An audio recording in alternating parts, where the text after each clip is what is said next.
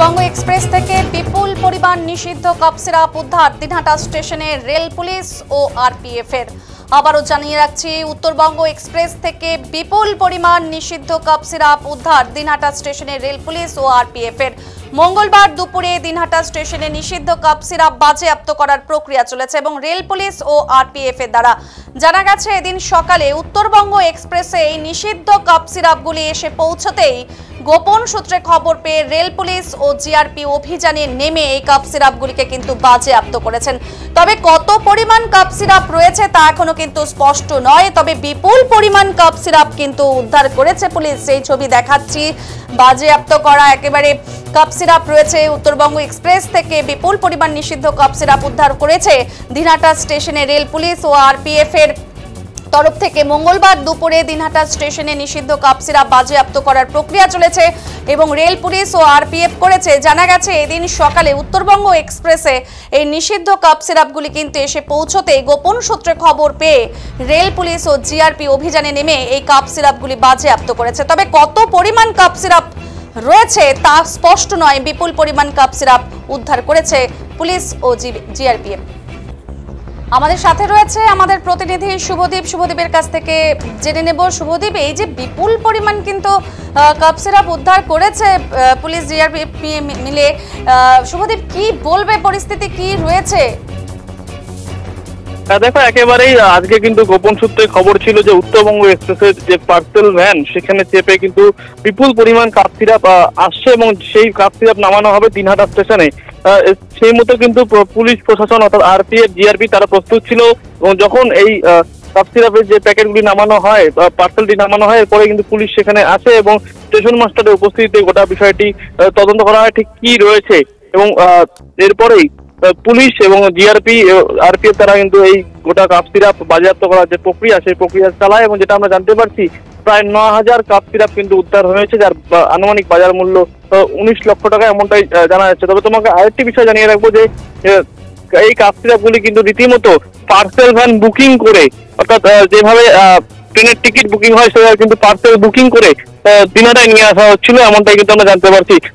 তবে সব থেকে একটি বড় প্রশ্ন থেকে যাচ্ছে, শিয়ালদহ স্টেশন এত বড় স্টেশন, সেখানে নিরাপত্তা একেবারে আঁটো, সেই জায়গায় দাঁড়িয়ে কিভাবে এই যে মেডিসিনের যে পার্সেল বা ট্রেনে ওঠানো হলো তা নিয়ে কিন্তু প্রশ্ন উঠতে শুরু করেছে। নিরাপত্তা নিয়ে কিন্তু প্রশ্ন থেকেই যাচ্ছে। দাদা শুভদীপ, নিরাপত্তা নিয়ে তো প্রশ্ন থাকলে ব্যাপার হচ্ছে এখানটাতে দাঁড়িয়ে কি দিনহাটাতেই কি পার্সেলগুলো আসতো নাকি দিনহাটা থেকে অন্য কোথাও পাচারের উদ্দেশ্য ছিল, সেই বিষয়ে কি কিছু জানা গেছে? পাচারটা কোথায় হচ্ছিল?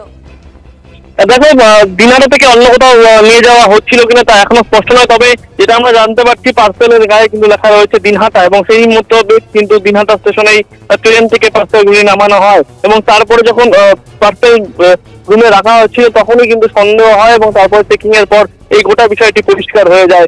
রেল পুলিশের পাশাপাশি স্টেশন মাস্টারের প্রত্যেকে কিন্তু চক্ষু চরক গাছ হয়ে যায় এই ঘটনায়। ধন্যবাদ। আমরা কথা বললাম আমাদের প্রতিনিধি শুভদীপ চক্রবর্তীর সাথে।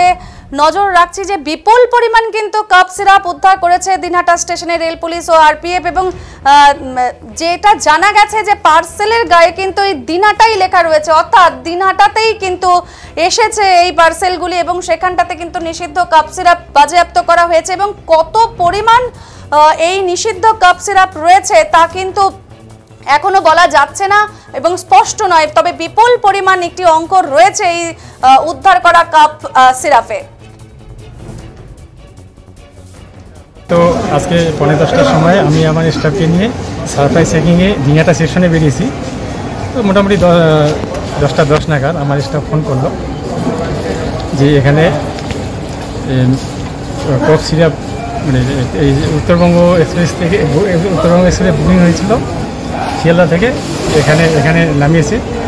নামার পরে যখন মানে মালটাকে এখান থেকে ডিসপাস করবে, এমন সময় বুকিং স্টাফ যে আছে জুমেলি কর ম্যাডাম, উনি আমার স্টাফকে বলছিল যে মেডিসিন আছে, এটাকে চেক করতে হবে।